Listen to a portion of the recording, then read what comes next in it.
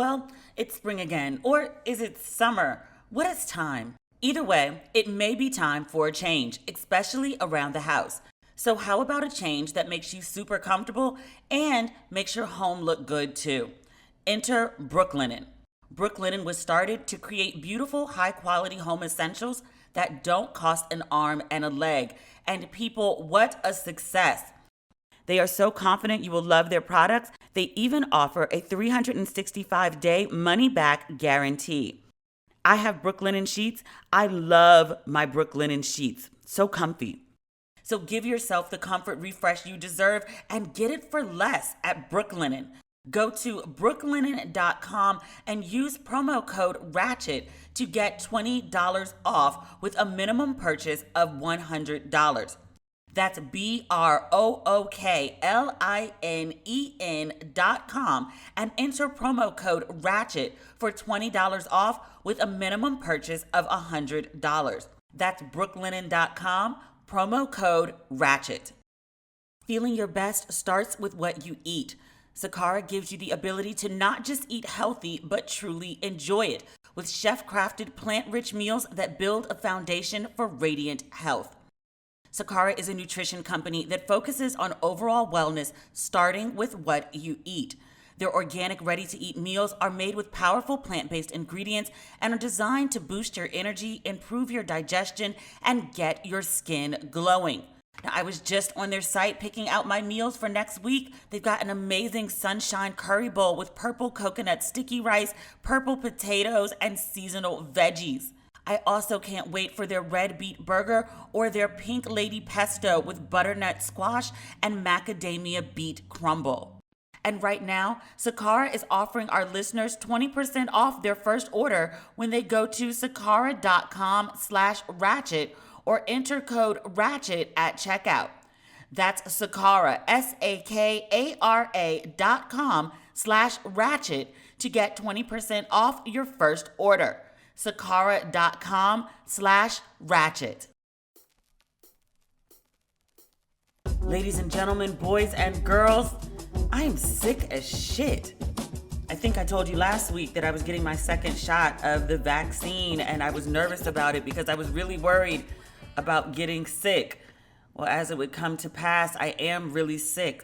I've got night sweats, a low-grade fever, I feel like crap. So unfortunately, there will not be a new episode of Ratchet and Respectable this week.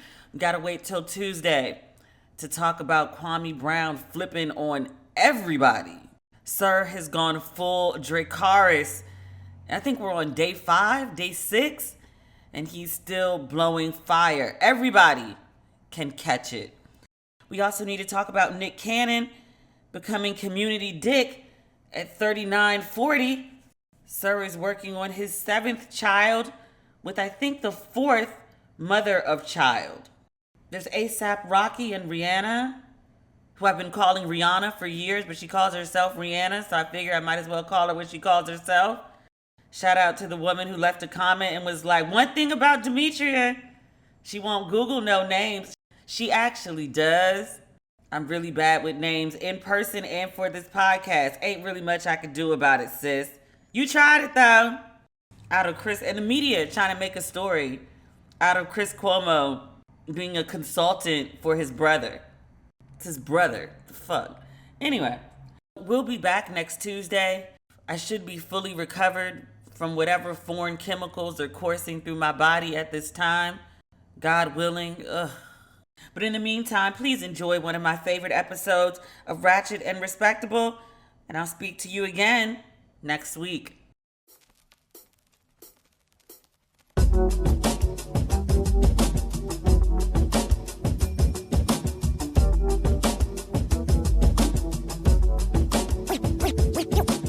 Ladies and gentlemen, boys and girls, you're listening to Ratchet and Respectable with Demetria L. Lucas. I want to start the podcast with, what a week. But I feel like that's every week. I had a good week though. I just got back from Palm Springs. Last podcast, I mentioned that I'd never celebrated Juneteenth. And for me, June 19th is my best friend's birthday. So that's usually how I spend the day. This year, I actually spent Juneteenth. I went down to a festival in Lemert Park, which was pretty cool. I was walking through the crowd with mask on with a couple of my friends, and I was like, oh my God, it feels like I'm living in an episode of Insecure. Like when Issa had her block party. It wasn't like many white people, though. In the episode, Issa was really upset, and she was like, where all these white people come from? But it wasn't no white people. Like 4, 6. That's it. But the day after that, I went to Palm Springs. I drove out with another friend to celebrate Bestie's birthday. So it was really cute. She had this really great house. If you were following my Instagram stories, you saw I posted a bunch of stuff from it. We had a chef come in and do brunch for her birthday, and I picked up a chocolate cake. The day after her birthday celebration was Father's Day. The guys went golfing, and then they put some meat on the grill. Had lobster burgers, salmon burgers, burgers, turkey burgers. It was a really good time. So we just had some fun in the sun. Hot as hell. It was like 82 in LA, which with the dry heat doesn't really feel like anything. But we drove 2 hours to Palm Springs. It was like 111 degrees. And you get out the car, it feels like an oven. But it was a good time. I spent the whole weekend in the pool and kept yelling to people. I was like, look, I'm chocolate. And they were like, sweetie, you're mid-caramel. You've made it to mid-caramel. Congratulations. That's probably as far as you can go without burning yourself. Stop it. I got to figure out what to do for my birthday. Last year, I didn't do anything. I just moved to LA in April and I had no furniture. So I had to buy like a house full of furniture. I had my bed by the time my birthday came, had my couch. There was a reason I didn't celebrate because I was like, it don't feel right going on vacation or going to spend money. Oh, I didn't have a kitchen table yet. I just hadn't found one that I liked. Or maybe I didn't have chairs. No, I don't think I had the table yet. I was like, I can't go drop, however much on a vacation or go do something wild and crazy. And I literally have no kitchen table. Like priorities, please. So I didn't really do anything big. I didn't really want to. To be quite honest, if I had done something, it would have been totally to like stunt for the gram. And I'm not that person. I post pictures when I go on vacation. Otherwise, I don't want folks in my business, to be quite honest with you. But yeah, like I would have totally just been doing that to stunt. And I don't really care what other people think that much to do that. So, womp womp. I did go out to dinner with my cousin. She called last minute. I told everybody I was going to be in the house. I wasn't going out. And so she called and like insisted. She was 26 at the time. Birthdays are everything at that age. And she's like, we're going out. Get dressed. But I went out and I was glad to be out once I got there. It was a good birthday. It turned out good. But I don't know what I'm going to do this year. I mean, things are starting to open up in LA, which probably isn't a good thing, seeing as how our COVID cases are going up. But even if they were going down, I wouldn't go out. Like, I'm so paranoid about getting sick, even with the mask on. I plan to stay in my house until further notice. If these cases keep going up here, I'll go back to DC. But I'm good on going out and being mixy. I would like to celebrate my birthday this year, but I don't know what to do. So, any suggestions, DM me on Instagram. I'd love to hear them. I have Trump on my list to talk about, but I don't really want to talk about him. His rally in Tulsa was a shit show. Womp, whatever. Whenever he flew back to DC, they had video of him walking across the White House lawn, had his makeup all on his collar. His tie was undone, just flapping around. His shoulders were hunched. His head was down. He had that MAGA hat crumbled up in his hand. And I was like, good for you. Because the way you look is how half of America has felt like the whole time you've been in office. Now you know how it feels. May this wrath continue through the first Tuesday in November. There's been a lot of shenanigans this week. I mean, a lot. More than the usual number of crazy. White people are really mad about Aunt Jemima.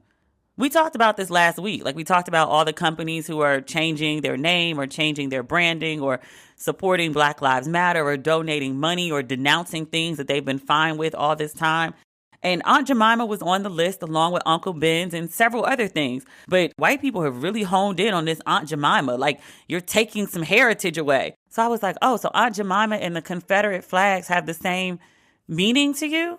Thought it was crazy, and it turns out it's not. So I was watching this woman, white lady, blonde hair, Republican, blah, blah, blah. She said, Aunt Jemima is the American dream.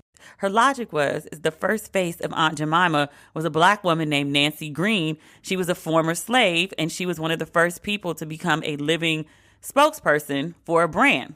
The entire time that she was a spokesperson for this brand, she also worked as a housekeeper, and she died standing at a bus stop when a car jumped the curb and hit her. I don't know how much money she made for Aunt Jemima, but it couldn't be too much if she was still standing at the bus stop. I don't know what your American dream includes, but mine includes a car. I'm just saying. But this woman is talking about how the people on the left are trying to take all these things away, take away our history, take away our heritage. And I'm like, can I kindly remind you that Aunt Jemima, the name, is a character from a minstrel show. When they were trying to figure out the name for this syrup, one of the owners, creators, whoever, saw this Aunt Jemima character in a minstrel film or show and was like, oh, Eureka.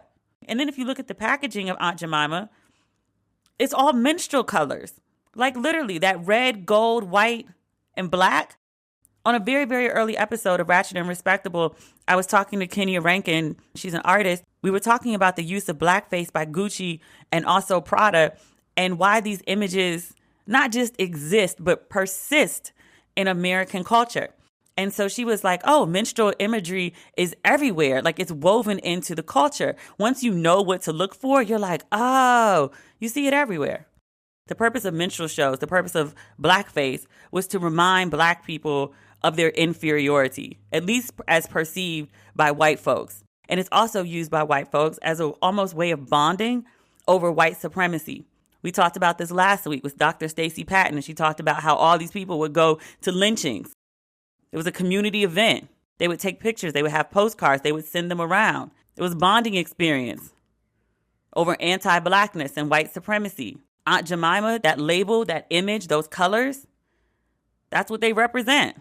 I like Aunt Jemima pancake mix very much. I like the syrup a whole lot better. It's actually my syrup of preference.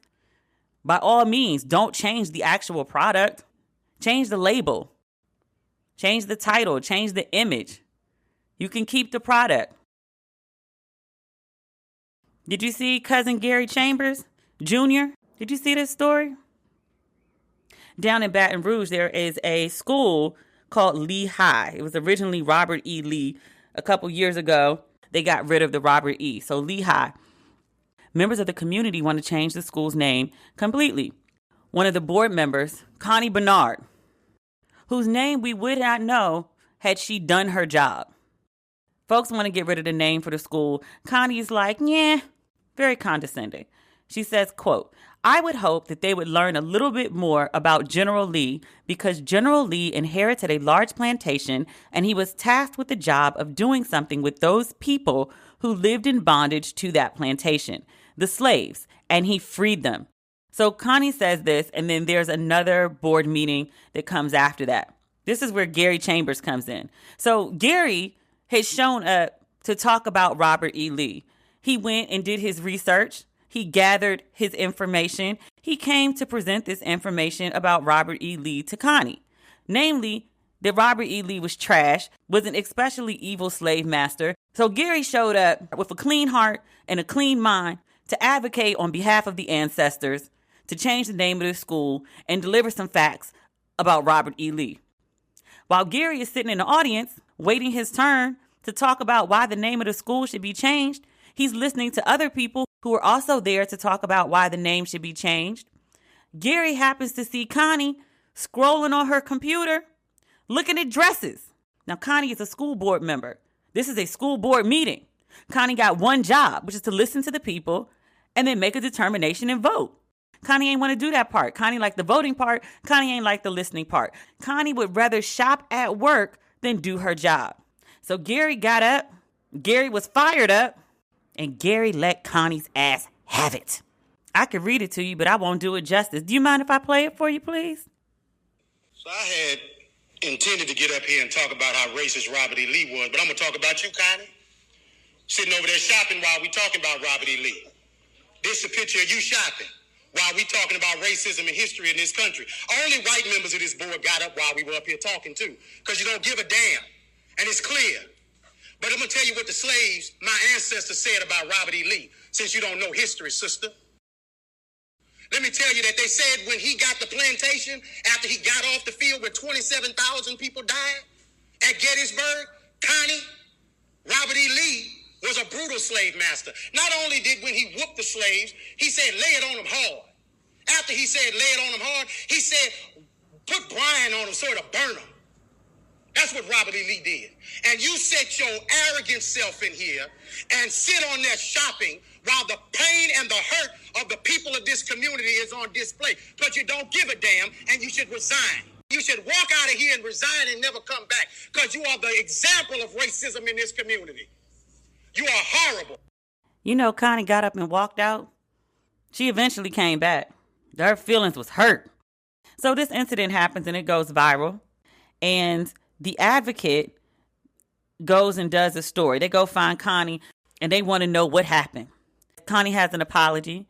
She says, quote, my comments last week about the naming of Lee High School were insensitive, have caused pain for others, and have led people to believe I'm an enemy of people of color, and I am deeply sorry. I swear there's got to be like a cut and paste for white people who say crazy shit, because they all come back with the same response. When I used to do dumb shit that was obviously dumb shit when I was a kid, I would do it and then I would say to my mom and I'd be like, oh, I'm so sorry. And my mom would look at me and she'd be like, don't be sorry. Just don't do it. Like you knew it was stupid when you did it. You shouldn't have done it. Don't apologize for it. Don't do it. But that's how I am with like white folks in these apologies. Y'all say blatant ignorance or y'all do blatantly ignorant things. I don't mean all white people because there's white people out here right now as I'm sitting here taping this podcast marching on behalf of my black life. I don't mean those white people. I'm fine with those white people. I'm talking about the Connies and the Karens of the world. The Bills and the Bobs of the world. The Matt Gates of the world. We'll get to him shortly. Them.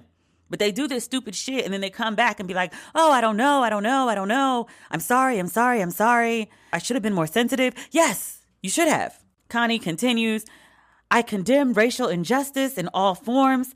I promise to be part of the solution and to listen to the concerns of all members of our community. I stand with you in love and respect. If you could have just stood up with love and respect at the beginning, people wouldn't be calling for your job, Connie. The Advocate also asked Connie, they said, Connie, were you shopping? As Mr. Chambers said, were you actually shopping when the people were talking? Connie said, no. I was on my computer. I have a personal one and a one for work. I'm not really sure how to use them. There was a pop-up on my screen and I couldn't get it down. The Advocate said, okay, Connie. Said, Connie, did you get up and walk out the room because Gary Chambers Jr. was lighting your ass up? Connie said, no. I left because I had to go to the bathroom. Now, there were other people in that room who also saw what Connie was up to. One of those people was a human lie detector test. His name is Arthur Pania of Baton Rouge. He also attended the school board meeting and he determined that Connie was lying. The Advocate spoke to him. He was quoted, but he read that piece when it came out in the Advocate. You know, he wanted to see his name in print, but he saw what Connie said and he said, oh, no. Lies. Those are lies. Pania said, yes, Connie was shopping. He said for approximately 8 minutes, he watched Connie decide between a beige and red dress. Pania said that he was not sure, quote, if it was a short dress or nightwear. Let me find out Connie was looking at hoe dresses while folks was up there talking about slavery and ancestry and ending racism. He said, Connie said she went to the bathroom. He determined that was a lie. He said Connie got up and walked out. She stayed gone for 45 whole minutes. Pania said, your face was upset, not your stomach. Fix your face. I'm sure there are hard aspects of the job of being a school board member. Sitting there listening to people ain't one of them. All you gotta do is sit there. Connie was so bored listening to the grievances of the community. She'd rather shop for a hoe dress. Bye, Connie. You know who else took a L recently? Amy Cooper. Remember the dog lady? The black man, the bird watcher, asked the white lady with the dog if she could put the dog on a leash because she was trying to watch his birds in peace. And she just had a complete fucking meltdown. Was like, I'm going to call the police and tell them that an African-American man is scaring me. Something like that. African-American man is doing something to me. Tried to summon the police on that man. But she acted a whole ass on camera. Eventually lost the dog because on video, she's so incensed about this man asking her to put a leash on her dog. She starts choking the dog. They took the dog, and then they gave her the dog back. But she lost her job. She had a good job, $175. But the New York Times decided to do a deep dive into these two individuals that had, before George Floyd, launched a national conversation about race and white privilege. They went and looked at the bird watcher, Chris Cooper. He's 57. Did you ever see a picture of him circulating? He was very nice looking, very, very nice looking. They talked about Mr. Cooper. You knew he was a nerd because he's bird watching. He's really into comic books and Star Trek. He once tried to learn Klingon. Like, he's at that level of nerd. But none of that surprised me. I was like, okay.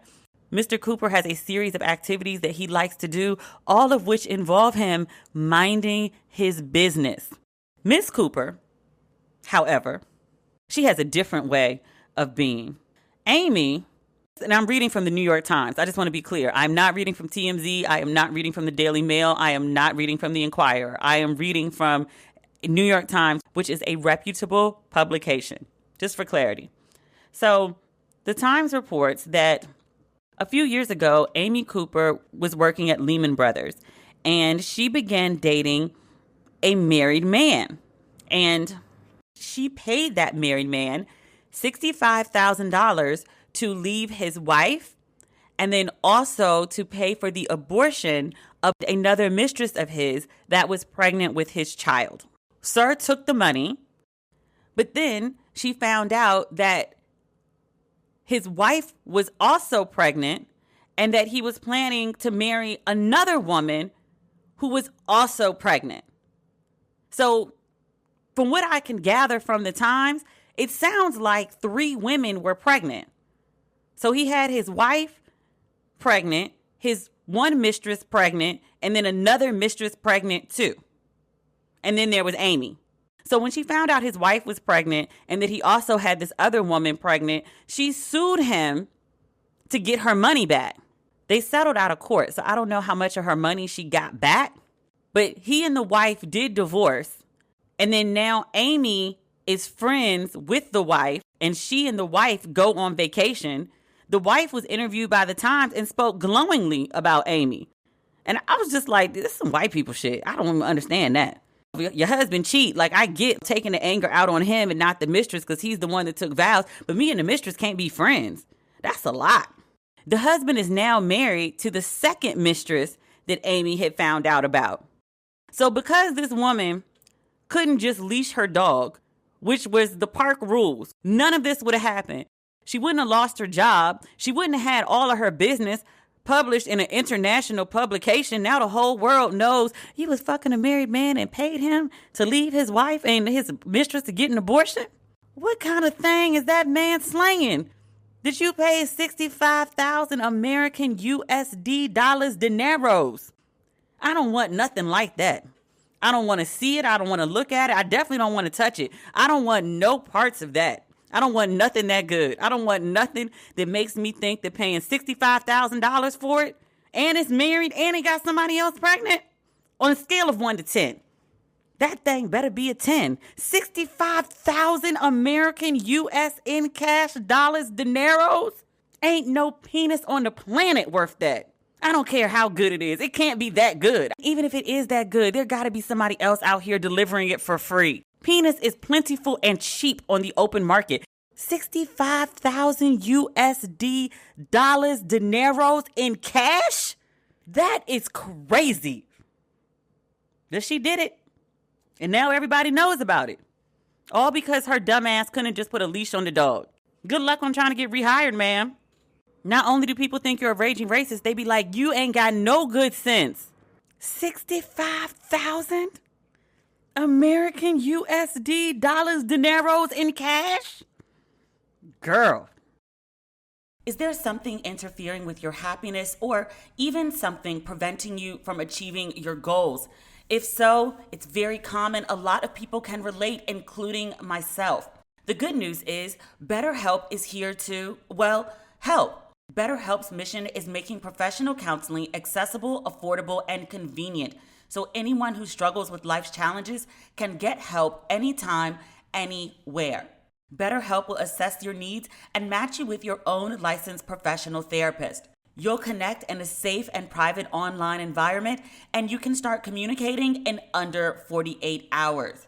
What I love most about BetterHelp is how affordable it is. It's much cheaper than traditional offline counseling, and financial aid is available. I want you to start living a happier life today. As a listener, you'll get 10% off your first month by visiting our sponsor at betterhelp.com/ratchet. Join over 1 million people who have taken charge of their mental health. Again, that's BetterHelp, HELP.com/ratchet. Well, it's spring again, or is it summer? What is time? Either way, it may be time for a change, especially around the house. So how about a change that makes you super comfortable and makes your home look good too? Enter Brooklinen. Brooklinen was started to create beautiful, high-quality home essentials that don't cost an arm and a leg. And people, what a success! Brooklinen has something for your every comfort need. I'm talking buttery soft and breathable sheets. I have a set of those, plus the duvet. Plush and absorbent towels, cozy robes, and comfy loungewear you'll want to put on and never take off. So give yourself the comfort refresh you deserve and get it for less at Brooklinen. Go to brooklinen.com and use promo code RATCHET to get $20 off with a minimum purchase of $100. That's BROOKLINEN.com and enter promo code RATCHET for $20 off with a minimum purchase of $100. That's brooklinen.com, promo code RATCHET. On the House floor, shenanigans occurred this week. Congressman Cedric Richmond out of New Orleans and other congressmen are discussing police reform. Congressman Richmond is telling hard truth. He's telling the white people in the room, you don't know what it's like to be black. Certainly not to be a black man and to deal with the police. Congressman Gates out of Florida jumps in and he says, are you certain that no one else has a non-white child?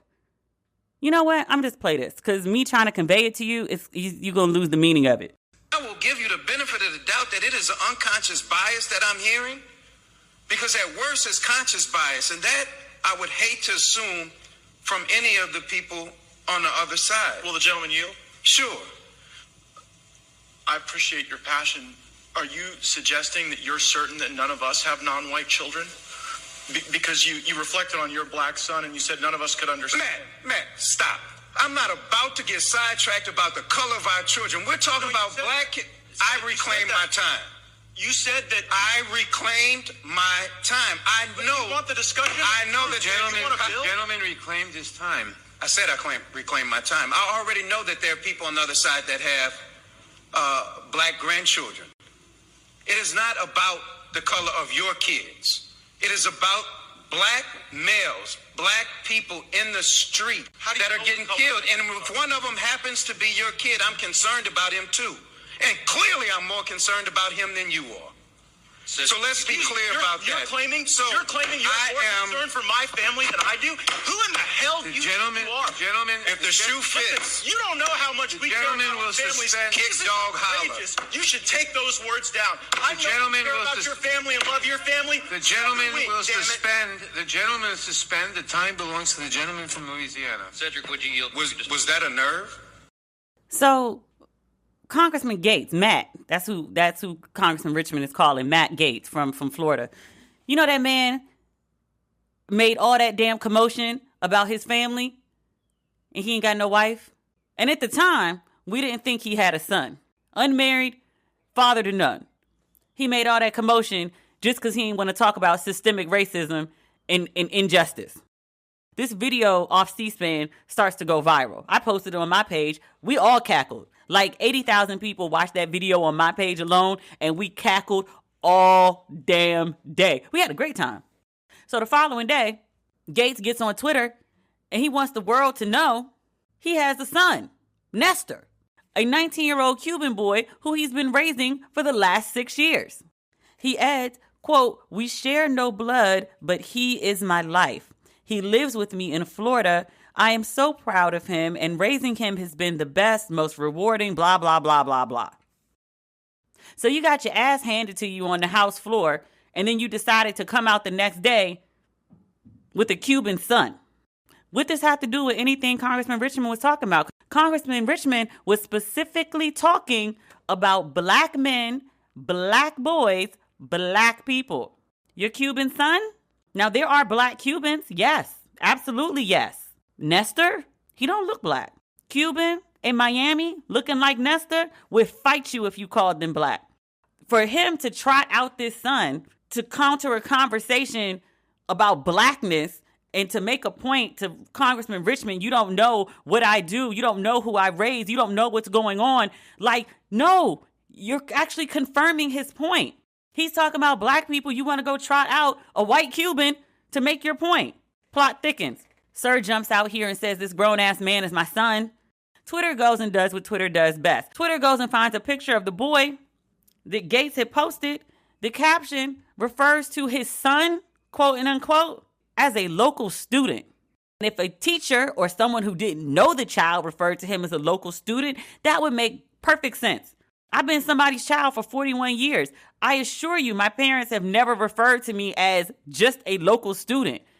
Maybe Demetria, my daughter, is a local student. She's attending XYZ school, XYZ college, but all I get is a local student from my daddy? That ain't on to nobody else? Then there's a video that Twitter found.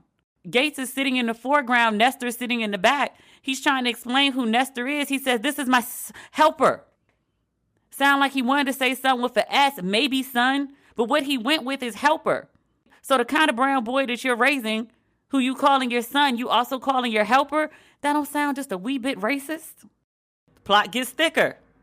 People Magazine does a story on Gates and his son, the grown-ass man, Nestor. Gates was like, yeah, he's here legally, but I didn't, legally adopt him. What? You got this grown-ass man living in your house calling him your son. He's not even like your legal kid? Do you have legal guardianship? Why is this kid in your house? People has more details. People says Nestor's father lives in Miami. Nestor's sister is Gates' ex-girlfriend. Nestor's mom died from breast cancer.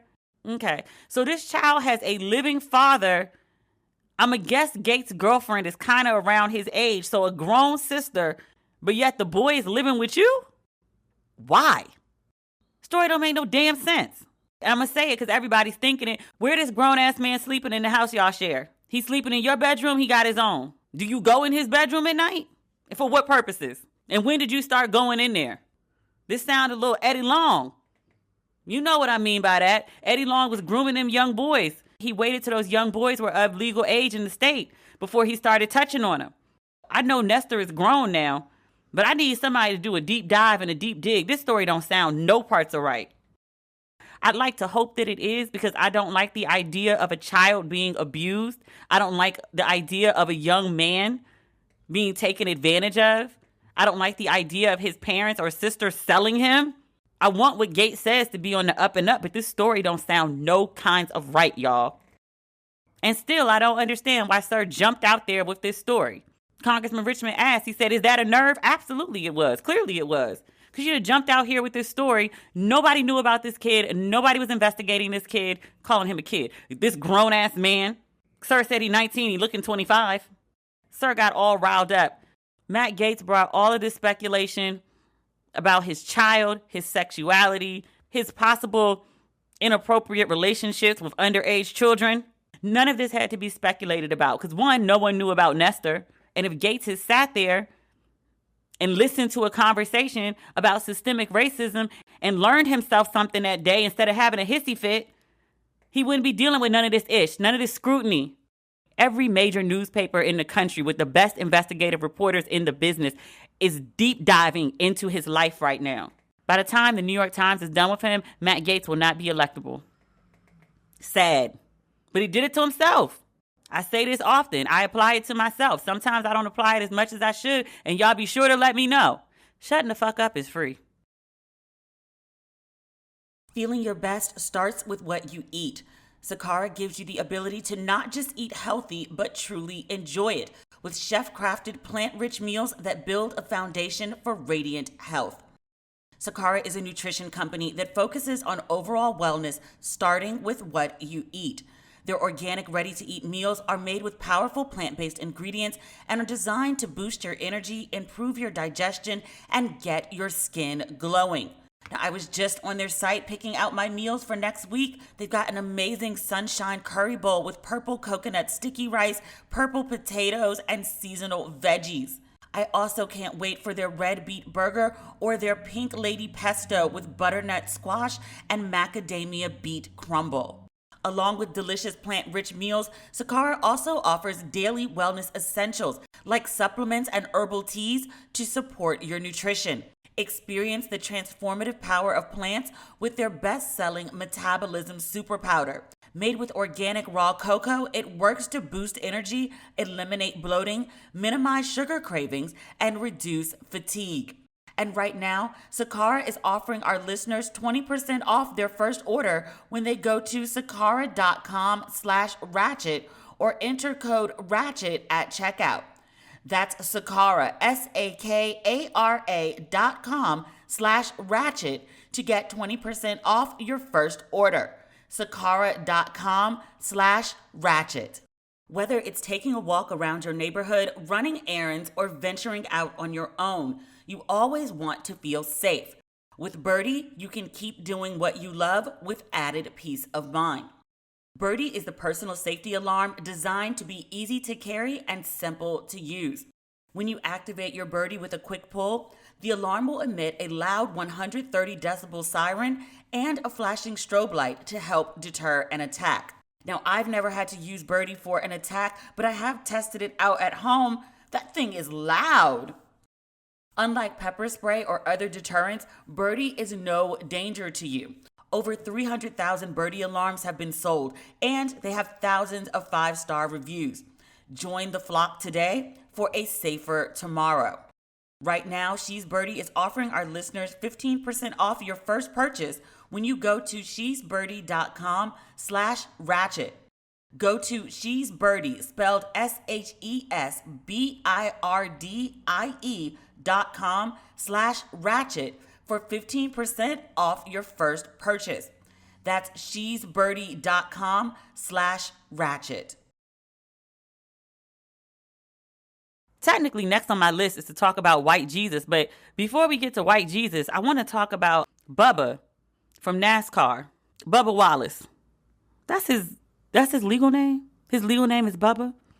This piece just went up on the New York Post. Let me read it to you. Bubba Wallace has become one of the most famous faces in sports over the past 2 weeks as he led the movement for NASCAR to ban the use of Confederate flags, and even more so since a noose was found in his garage stall on Saturday. After the story broke about the noose in his garage stall, I was scrolling through my Instagram feed, and like every single person was posting the video of Bubba driving his car on the track. I guess all of his colleagues, all of the racers, and then I don't know NASCAR terminology, so work with me here. But all of the people that helped the racers, they were walking with him. Officials were walking with him. So he was driving the car real slow, almost like he was leading a parade. But they were walking with him to say that they stand with him and they stand against racism. And it was a really beautiful moment. He got out of his car through the window. I guess that's a racing thing. But he got out of his car through the window and he just turned around and he sobbed on his car. And then like an old white man in a hat went over, and, you know, men be weird about expressing emotion, but he put his hand on his shoulder in like a fatherly way. And, you know, Bubba was clearly very emotional. It was a really beautiful moment. I said on last week's podcast, like, it's crazy to me how NASCAR, I don't know, I associated NASCAR with Confederate flags and racism. I was like, never in a million years will you catch me at NASCAR. Like, that's just not my lane. I'm not going to hang out with like racist white people for fun. I'm good. With Bubba all over the place, and then the noose, and then the people supporting Bubba and the banning of the flags, they're really leading the way on race. I mean, NASCAR with like one major black driver is doing better with race than the whole NFL and NBA. So yesterday, the FBI, who had gone in and investigated this noose situation as a hate crime, they sent 15 FBI agents. So they were serious about like finding out what's going on with this noose. The FBI was like, yeah, so this noose, was actually something to adjust a door. It wasn't a noose intended for a person. And it's been there since at least October, which is far ahead of when anyone would have known that Bubba would have had this stall. So this is not a hate crime. The FBI had video. They went and found some video somebody took in the stall on YouTube, and they highlighted on the news channel I was watching, which probably CNN, they highlighted where you could see the noose. And they were like, this is video from October. Like, this noose is the same one that was found in Bubba's stall. Here's our receipts. Keeping it 100. I was like, did Bubba just pull a Jussie? Did he make that shit up for attention? Because he said the thing about the Confederate flags. He went on Don Lemon. He talked about the Confederate flags. And the next day, NASCAR was like, we're done. No more Confederate flags. Get that ish out of here. And then there's this news story. And I was like, did you go make up some shit? Because didn't Jussie have a noose in his story too? Bubba went on Don Lemon again last night. And he was like, look, that's not me. That's not my character. I don't need attention. I'm good. I didn't do that shit. I didn't make anything up. And then he told the story. I'm not the one who found the noose. Somebody else found the noose. The head of NASCAR is informed. The head of NASCAR calls him and was like, we got to talk. And he was like, sure, what's up? He was like, I'm thinking I'm in trouble. I did some shit. He was like, no, we got to talk in person. So the NASCAR guy comes to him and he was like, here is what we found. He was like, they came to me with the story about the noose. And then I shared the story about the noose because I was like, this is wild. He was like, I'm glad that it turned out not to be what it was. And he's a mixed dude, but his black side came out. Like, he was real, like, put some respect on my name. Like, I ain't that dude. But I watched the interview. I heard what he said. I heard the story. I liked the way Bubba handled it because he knew people were talking shit about him. He said, last 24 hours have been, quote, just short of pure hell. I'm quoting the New York Post again. I wish I could convince everybody, like, I'm a good guy, you know? He added he was angry, rightfully so, at being falsely accused of a hoax. Now, I thought it could have been a hoax. It's just because we done seen this shit before. I'm glad he's addressing it. He's addressed it multiple times. I want him to stop talking about it because he's angry and he's frustrated and he's in his mid-20s. He can't handle this shit. Get him a publicist or a spokesperson. Let him speak through that person and go on and do his racing because he can't win against this. And he's going to say something crazy any day now. He said everything he needs to say. Let them go pick up the quotes from other places. So, her current projects include 2 books for UNC Press, White Evangelical Racism, The Politics of Morality in America. He is prone to do. Yesterday's hot topic for Sean was white Jesus. White Jesus. I'm going to read you what Sean said. I could paraphrase a lot of this stuff. It's just so much better in other people's words because you should be like, he said what? Sean says, all murals and stained glass windows of white Jesus and his European mother and their white friends should come down. They are a gross form of white supremacy created as tools of oppression, racist propaganda. They should all come down. He's not the first person to say it. My thought process was, yeah, pretty much. I don't know many Bible verses, but I do know the ones in Revelation about Jesus with hair like wool and bronze feet. And I'm not saying Jesus was black. I'm saying Jesus wasn't white. Bronze feet and woolly hair don't describe no white man. A couple years ago, my 35th birthday, I went to Panama and I got to hang out with one of my favorite writers, Alex Hardy. Why have I never had Alex on the show? I texted him about something the other day. I'm going to invite Alex on the show just so we can talk about nothing because he's one of my favorite people. But I went to Panama and we met up and we went to see the 2 black Jesuses, or is Jesus plural? We went to see 2 statues of black Jesus in Panama where the black people live. We went to a church where they have been praising black Jesus, and not like mulatto Jesus. I mean like black, like chocolate black Jesus for over 350 years. And it's a 7-foot black Jesus too. I walked in that church and I was in awe. There is something incredibly powerful about seeing God in your own image, about seeing a God in your image being celebrated. I think I'd seen paintings of black Jesus, but I'd never seen an actual statue. Even in the church that I grew up in my grandparents' church, my mother told me my grandparents believed in black Jesus because they taught black Jesus in Sunday school, but the Jesus on the wall of the church was white. And the Jesus above my grandmother's bed was white. And in the church that I grew up in D.C., Vermont Avenue, you walked in and there was a big ass painting of Jesus and Jesus was white. But I knew in my heart that black Jesus existed. I took pictures of that Jesus from every angle. And the dude we were with, he was like, oh, this is just a stop on the way. There's another Jesus. So takes us out to this body of water and we take this like little ass boat across the big body of water. And as we get closer, I was like, what is that in the center of the water? Black folks done erected Jesus on a crucifix in the middle of the water.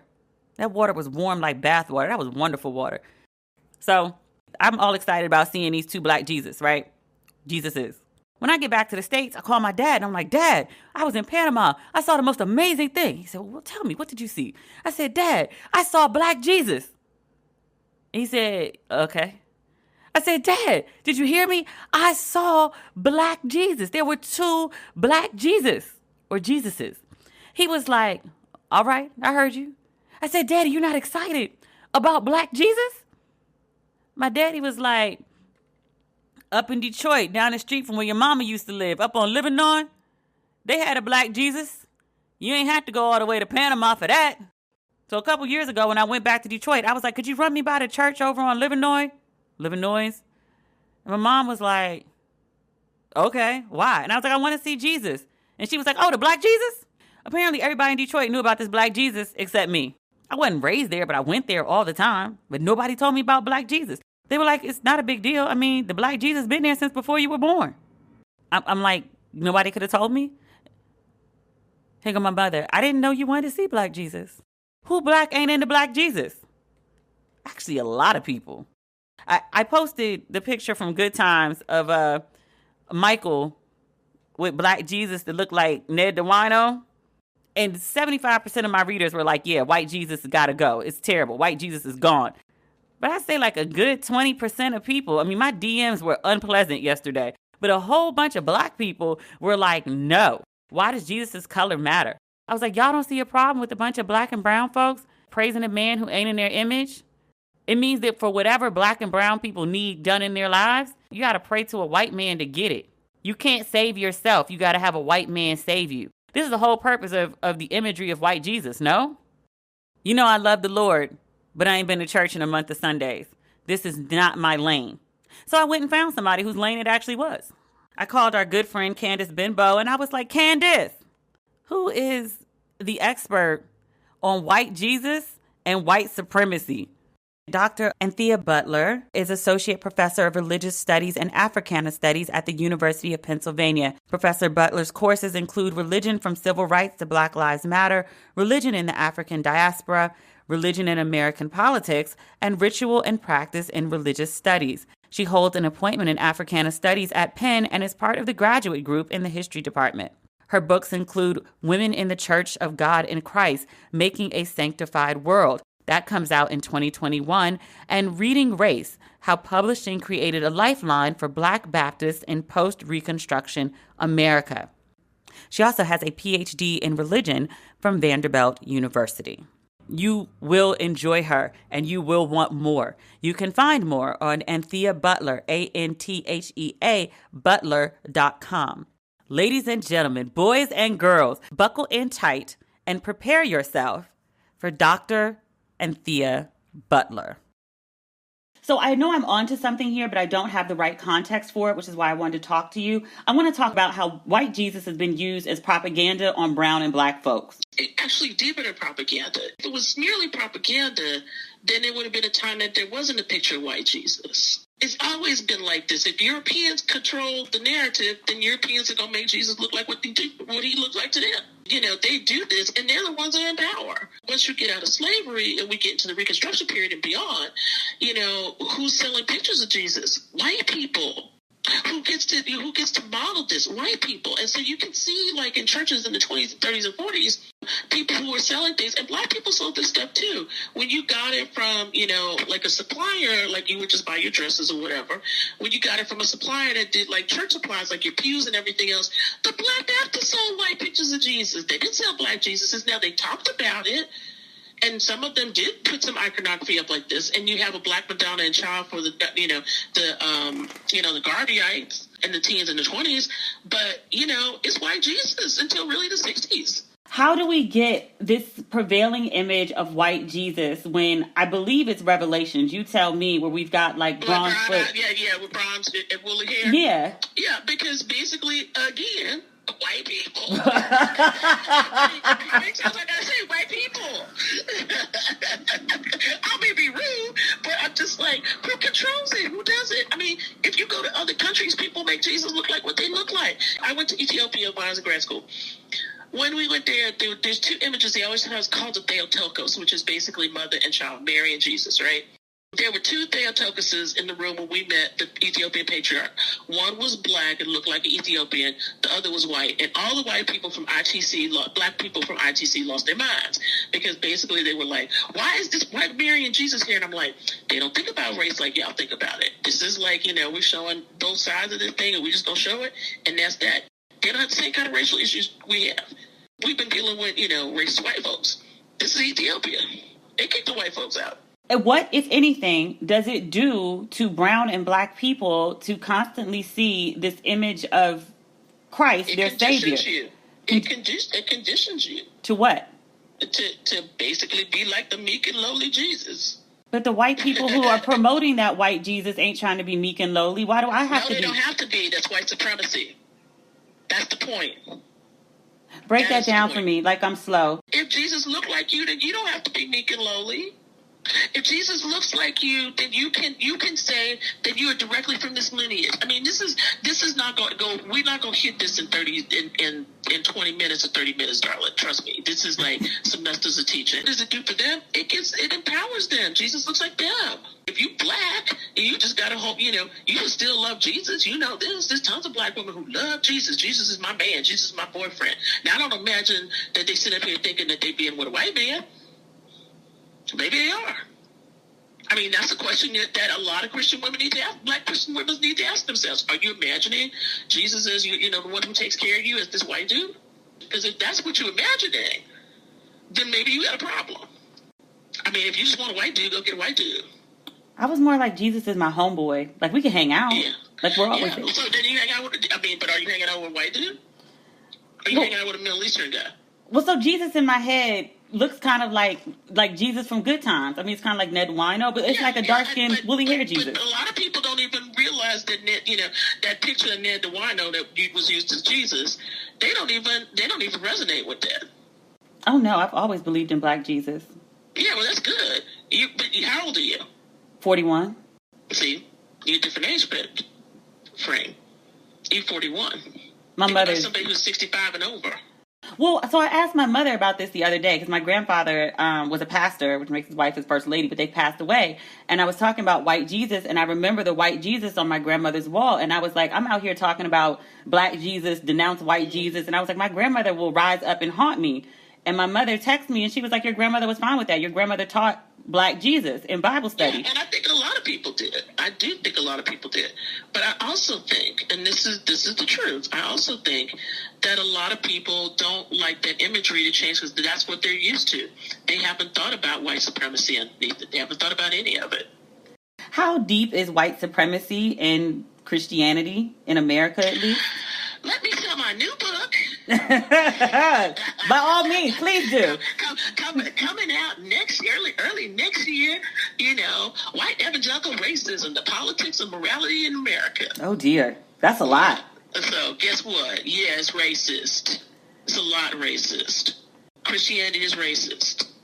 I mean, if you go back and you think about how Jesus even dealt with the Syrophoenician woman, just start there. He didn't want to talk to her. You got to break this down for me because I don't know the story.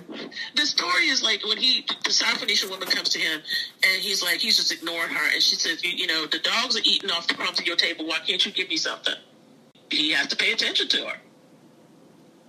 I mean, Jesus was racist. Yo, you going to get my whole podcast shut down saying this. No. That's the truth. He's racist. He's racist. I mean, he and my daughter. Listen, I can break the scripture down. Mark 7, 24 through 30. I ain't gonna get your podcast messed up. I wish you could see my face right now. I was like, I should have tried to book her for 2 hours. When you're talking about, the way the religion is practiced is racist, the image of Jesus is racist, Jesus was racist, what does this do to the brown and black people that are praising or practicing this religion? You have to make some decisions about what kind of Christianity do you believe in. Do you believe in this Christianity that has been taught to you with the white, blue-eyed, blonde-haired Jesus looking like a surfer boy? Warner Solomon Jesus, with the long hair looking off into space? Or do you believe in the bronze feet and woolly hair Jesus? Do you believe in the Middle Eastern Jesus that looks more like, probably what an Egyptian man would look like, or, an Israeli man, or, or even an Ethiopian man? Then, what's in most churches right now? That's number one. Does that do, but some people might say, well, it doesn't matter what picture Jesus is, I just love Jesus. Well, that's fine and good, but what does that do to your personal psyche? What does that do to you as a person? How do you behave as a Christian? Do you behave as a Christian because you think that, whiteness is the best thing? I mean, we sing all these songs, wash me white as snow. Well, why can't it be wash me black as snow? For black people, this is loaded. And so you have to begin to interrogate, if you are a Christian, what does it mean to be in a religion that makes you have to say, maybe my looks aren't the best way to be a Christian. So I'm going to give you an example. When I wrote my book, Women in the Church of God in Christ, Making a Sanctified World, none of these women would talk to me when I had braids in my hair. It was grad school. You try to do hair like you got to do it, right? And make sure that, you can pay for your hairstyle, right? Grad school, sorry, you don't have money. I realized that the only way I was going to get to talk to some of these older mothers is if I straightened my hair. The moment I straightened my hair, everything was cool. What is that about? That's what I'm talking about. This is what Christianity does to you. You can't even have a nappy head. Now, if people need to hear me, I'm not saying don't be a Christian. What I'm saying is you need to think about what your Christianity has done to you. So you sit down with yourself and you have these conversations for people who are listening, and you realize like all the racism that is inherent in your religion. What do you do then? Like, you need to decide if that's really valid for you or not. Do you go find another religion? Do you find another way to? I'm just saying, for some people, this is really valid. You find hope in the scriptures. Look, there's black Bibles to read. There's all kinds of, books about black exegesis of scriptures. You can stop listening to Joyce Meyer and everybody else you listening to and start paying attention to some black folks. Maybe not Sean King. Is he black? Did we ever get to the bottom? Okay. We're not even going to count him. I was like, wait, black? He's ambiguous. Okay. Yeah, you're kind of blowing my mind right now. Sorry. I mean, you're not. This is what you do for a living. Like, this is the whole point of the book that you're working on. That's why books are supposed to make you think about it. I think you kind of touched on this, and I wonder if we could go a little further. Why do black people get so defensive about white Jesus? Because they love him. It's a moment of realization. You get defensive about white Jesus because the moment somebody asks you about why are you worshiping this white man, there's a history about that too. If you think about, the Nation of Islam and Malcolm X, y'all worshiping this white, this white man's religion, blah, blah, blah. So people get real upset about that because they're like, no, I'm not worshiping the white man's religion. I'm worshiping the Son of God. I'm worshiping Jesus. But Jesus, as a white man, is a representation of a certain kind of whiteness, right? A certain kind of reality that these people constructed because they wanted to and because they had control over that. And, unfortunately, black pastors bought those pictures. Nobody questioned this. Nobody questioned it. Not until later, not until the 60s and the 70s when people started thinking about black theology and black power with Jim Cone and all of this. Nobody started questioning what these things were, these images were. You might have realized that Jesus wasn't really white, but you didn't question those images. But if you start to question it, then you have to come to grips with the fact that Christianity has white supremacy embedded in it. Even in a book that's mostly about brown people? Yeah. And always remember, it's not just brown people in that book. There's white people in that book because you got Romans. And some of them Romans went back. But also the other thing is, too, you don't have color doesn't play out the same way in certain parts of the world that we're looking at in the Mediterranean. It plays out in different kinds of ways. Yes, there's still racism back then. There's plenty of racism. But it plays out in very different ways. When you start to have the real kind of racism that we're talking about today, that comes up in the 17th century. when after slavery begins and you start to have the Enlightenment period and people start to make these kind of comments about, the worth and intelligence of Black people because of the slave trade. You got to justify it somehow. Okay. And they have to justify it, right? I mean, I think for anybody who hears this and they're struggling, then I would say to them, I'm like, you need to start reading some other stuff. Is pursuing getting rid of white Jesus, is this going anywhere? Because I feel like this is one, like, I think it's a worthy. This is like, it's a worthy thing, but I mean, getting rid of white Jesus is getting rid of the white Jesus in your head first. That white Jesus in your head is worse than any white Jesus that's hanging up on a wall. Touche. Those are my questions for you. Is there anything that I should have asked you that I have not? We're going to blow some minds this week. I don't think people are ready for this one. But, probably not. But that's why this podcast exists. I want to make people think. So here we are. Yeah, here we are. When she said Jesus is a racist, I was like, so there goes my podcast. It was a good run while I had it. I'm thankful for all the people who tuned in who will never tune in again. So that is my podcast for the week. Thank you to everyone who tuned in. If you need Ratchet and Respectable in your life in the meantime, please give me a follow on Twitter, Facebook, or Instagram at demetriallucas. If you enjoyed the podcast this week, please subscribe on whatever platform you're listening on. I think that's everything. We'll talk soon. Next week is kind of up in the air. I'll let you know, okay? All right. Bye.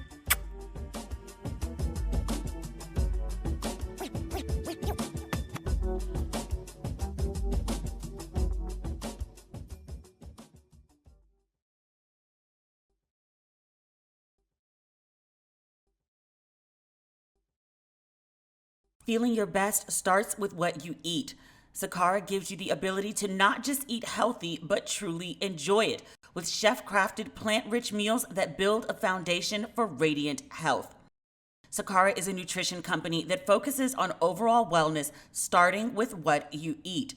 Their organic, ready-to-eat meals are made with powerful plant-based ingredients and are designed to boost your energy, improve your digestion, and get your skin glowing.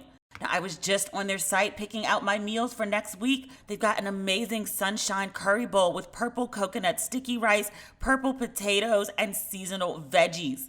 I also can't wait for their red beet burger or their pink lady pesto with butternut squash and macadamia beet crumble.